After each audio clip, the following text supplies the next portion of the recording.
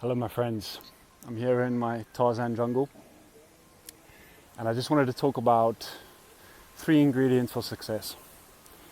The reason I want to talk about this is I've basically been in the process of working on a really cool podcast and I'm going to announce the details of it to you all soon. But let's just say it includes the teachings of Paul Council, of course. Now, for those of you that don't know Paul is my mentor. And he's mentored many other people on the journey to financial abundance, financial freedom. And in a big way, like I'm starting to, sort of continue his work to some degree, all right, and be a champion for his work. Because I believe it's incredibly important, mainly because it's the way it's transformed my life. But also because I believe that human sovereignty, personal sovereignty, the ability to be financially free, financially independent, and to actually enjoy life is so important. And if I can be a facilitator of that in other people, then, I'm living my life's purpose. And so really that's what, BraveBrand is all about. That's what BraveBrand is doing. It's helping people with personal sovereignty. And really the thing BraveBrand's really helping people with is the 90%, because the 10% is just follow the steps you get there. The 90% is all the subconscious programming that happens in your mind that stops you from actually achieving and doing the things that you want to do. All right, now you might actually recognize this as something that's familiar, and the reason being is this is what happens to most people, is that life is kind of broken up into 3 main phases, right? And the first phase is that joyful adventure, that excitement of being a kid or a teenager. And I remember, it was like the period when I just finished school and I was about to go into employment, of just being free, long summer days, running around through the fields in England, swimming in rivers, climbing trees, getting up to naughty shit. I remember I just passed my driver's license as well, so I was able to drive, and it was like, wow, this is what freedom feels like. And so that first, let's say first third, never been good at maths, was an experience of freedom and joyful adventure. All right, and then what starts to happen for most people is they transition out of that period into a period of working. All right, this could be your 20s, 30s, 40s, 50s. Up to your 60s, where it's a period of busy work.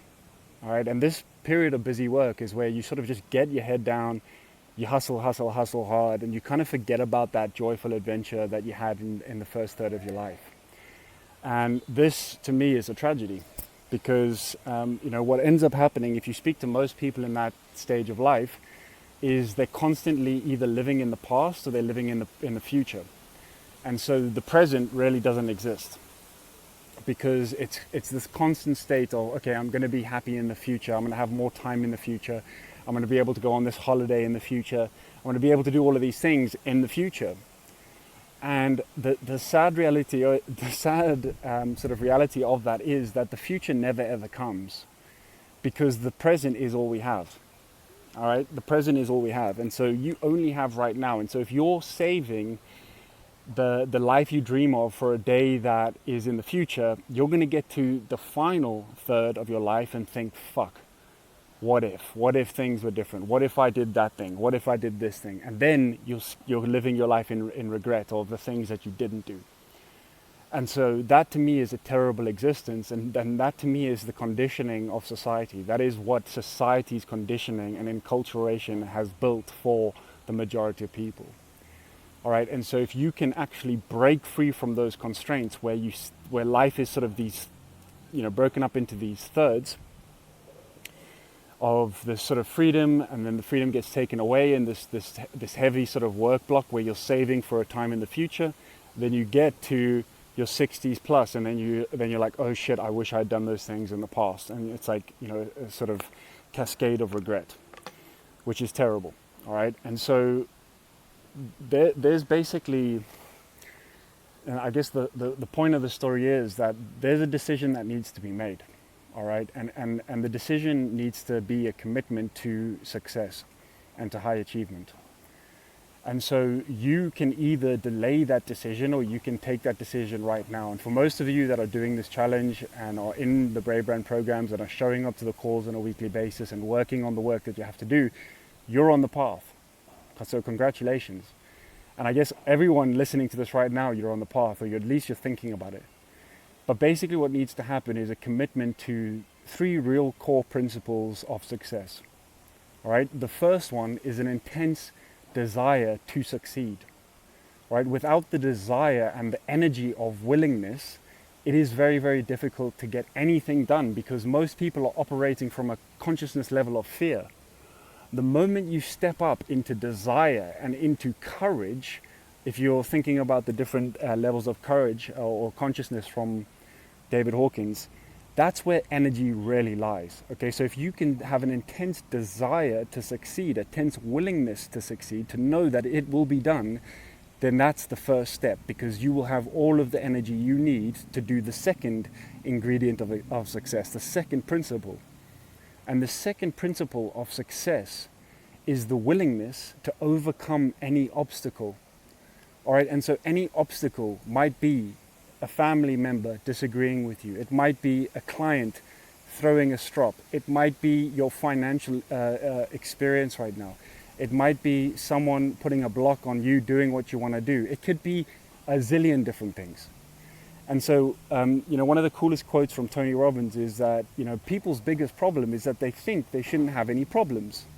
Where in actual fact, it's actually just how you deal with the problems, because there's always going to be problems. All right, there's always going to be problems. It's the way you deal with them. And it's your willingness to overcome any single obstacle. All right. Now, the third, and probably the most important ingredient for success, is support in some form or another. And so support could be a community like this one. It could be a mentor. It could be someone who is actually going to have your back. It could be a spouse, a partner who is there rooting you on through the difficult times.